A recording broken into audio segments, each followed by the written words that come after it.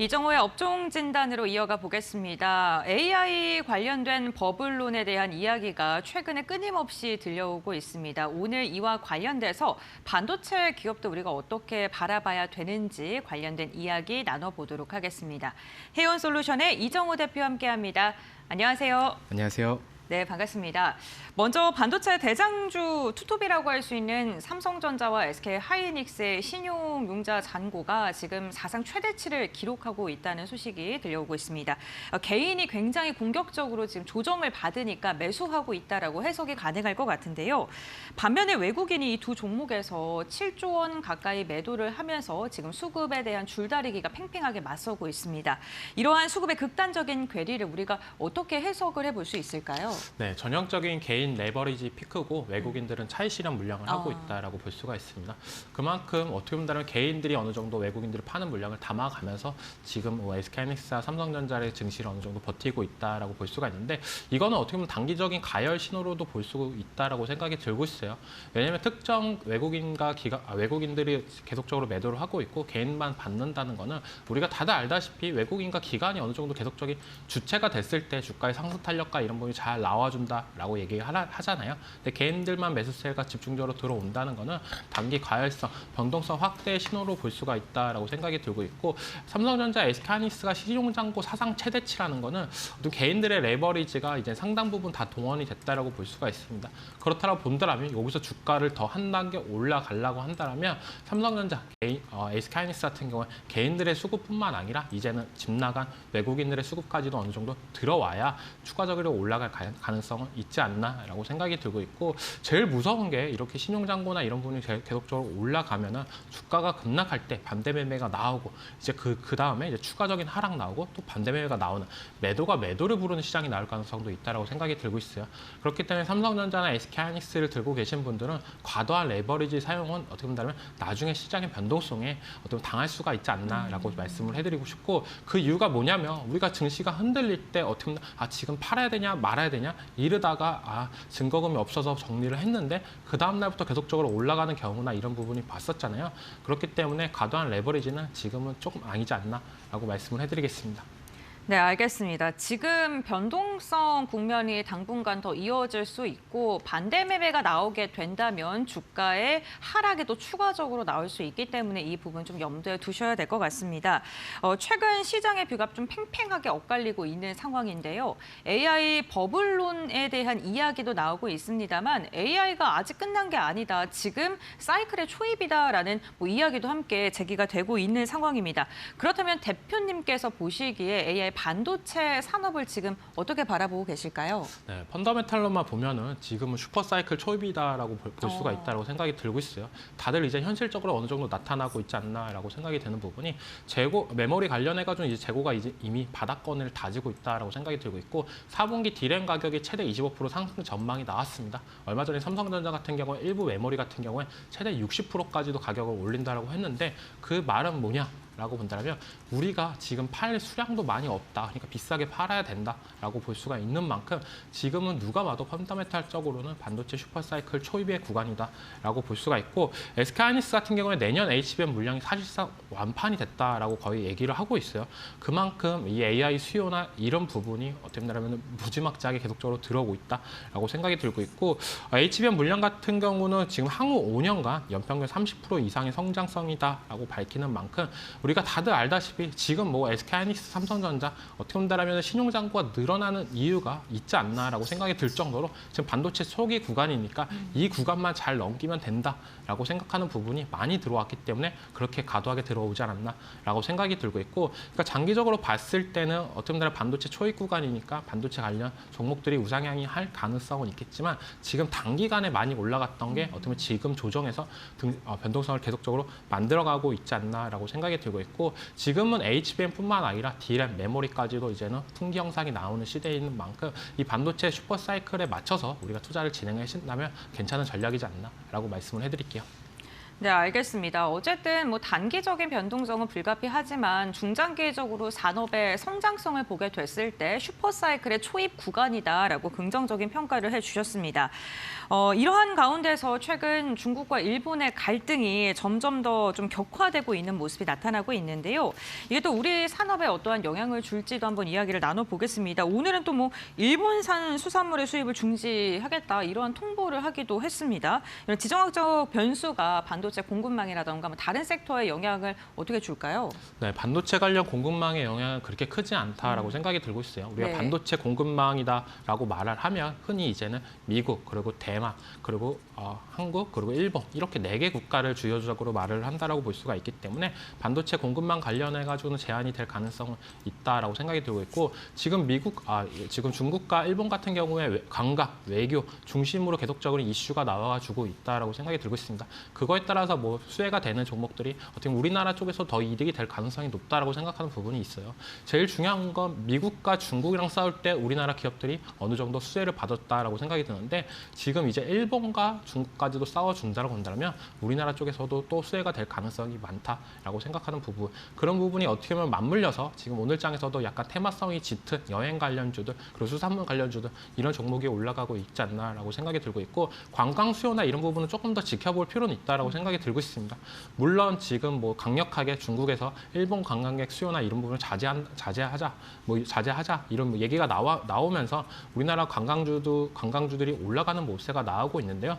지금 무비자 관광이나 이런 부분을 시행하고 나서도 관광주들, 여행 관련주들이 조금 하락세가 계속적으로 나왔던 부분이 있다라고 생각이 들고 있습니다. 그 말은 어떻게 본다면 지금 중국 관광객이나 이런 부분이 생각만큼 실적에 도움이 안 된다라고 판단했던 부분이 있었다라고 생각이 들고 있고 지금 이번에 뭐 중국과 일본에서 어느 정도 이 한일령 관련해가지고 계속적으로 지속이 된다라고 봤을 때는 어느 정도 수혜는 받을 가능성은 있겠지만 이거를 너무 실적까지 보고 판단하자라는 것보다는 약간 테마성으로만 끌고 가자라고 말씀드리고 싶어요. 알겠습니다. 오히려 관광 외교 쪽을 바라봐야 된다라고 이야기해 주셨는데 저도 뭐 뉴스를 보니까요. 그 일본의 아이치현 호텔의 11월 달에 중국인 예약 취소가 지금 1,000명을 넘어섰다고 하는 소식도 들려오고요. 사실 중국에서 가장 인기 있는 해외 여행지가 일본이었는데 우리나라가 지금 1위로 바뀌었다고 합니다. 이런 모습을 보게 됐을 때 이번 반사 이익을 관광 쪽이 좀 받을 가능성이 있다라고 언급을 해주신 것 같습니다. 일본 이야기하면요. 엔저 현상을 빼놓을 수 없을 듯합니다. 이러한 엔화 약세가 장기화가 되면서 반도체라던가 IT 기업들의 뭐 투자 심리도 좀 변동성이 있을 것 같은데 반도체 기업들, 우리나라 반도체 기업들에게 주는 긍정 요인과 부정 요인이 있다면 어떤 게 있을까요? 네, 부정적인 요인은 요즘 우리나라 증시에서 외국인들이 이탈을 많이 한다 얘기가 나오고 있잖아요. 그런 부분이 이제 우리나라 자금이나 대만 자금이나 이런 부분이 이탈이 되면서 일본 쪽으로 많이 들어가고 있다라고 얘기가 나오고 있습니다.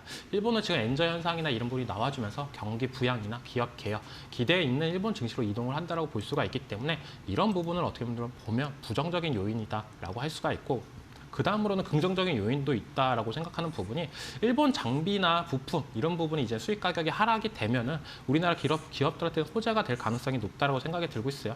지금 우리나라 같은 경우도 뭐 국산화나 이런 부분은 어느 정도 많이 진행을 하겠지만 일본산 뭐 부품과 소재나 이런 부분은 계속적으로 끊임없이 들어오는 부분이 있는데 엔저 현상으로 인해서 기존에 들어왔던 보다 가격이 더 떨어지게 들어온다라고 본다면 우리나라 기업 입장에서는 여전히 이득이다라고 볼 수가 있고 이 엔저 현상으로 어떻게 보면 포토레지스트, CMP 슬러리, 웨이퍼, 세정류 화학약품 이런 부분 어떻게 보면 일본에서 들어올 수밖에 없는 소재나 이런 부분이 가격이 싸게 들어와 준다라고 본다면 우리나라 반도체 기업들한테는 이득이 될 가능성이 높기 때문에 이 엔저 현상으로 인해서 외국인들의 수급 이탈이나 이런 부분은 조금 아쉬울지 몰라도 반도체 관련 기업들은 호재로 작용하고 있다라고 말씀을 해드리겠습니다.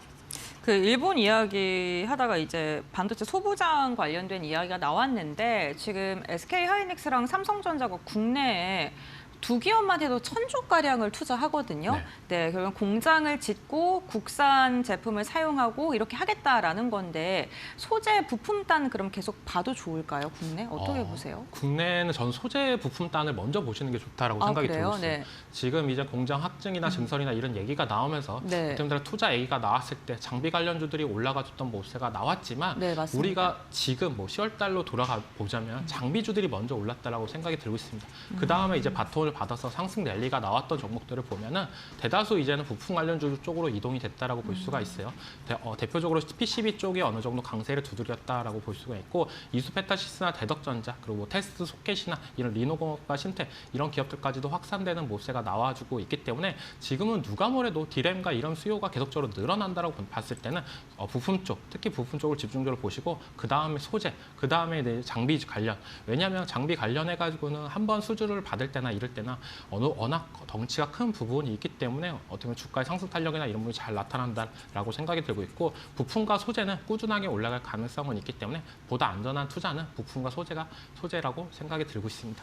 네, 알겠습니다. 소재 부품단 뭐 장비가 움직이긴 하는데 어쨌든 소재 부품도 공장 증설 후에 사용이 될 수밖에 없기 때문에 지금 좀 눈여겨보는 게 좋겠다라고 말씀을 해주신 듯합니다.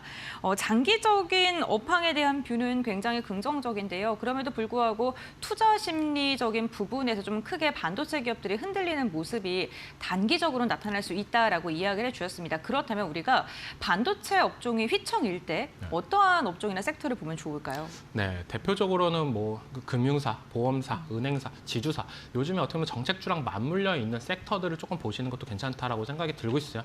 물론 이 섹터를 안 좋아하시는 분들도 대다수이지 않나라고 생각이 들고 있는데 이번에 KRX 보험지수가 11월 들어서 10% 인상의 상승세가 나왔습니다. 그 말은 어떻게 보면 반도체 관련 증시, 글로벌적으로 약간의 AI 거품론과 이런 부분이 맞아떨어질 때 국내 정책과 어느 정도 맞아떨어져 있는 지주사, 금융주들이 어느 정도 상승세가 나와줬다라고 생각이 들고 있고 다들 알다시피 뭐 상법 개정이다 아니면 배당 분리가세다 이런 얘기가 나올 때마다 한 번씩 올라가주는 모세가 나오고 있습니다. 우리가 다들 알다시피 배당 관련주들은 항상 연말로 되면 될수록 조금 약해지던가 아니면 어느 정도 상승 탄력이 약했던 모세가 있었는데 작년부터 해가지고 이번 연도보다 조금 달라지고 있다고 생각이 들고 있어요.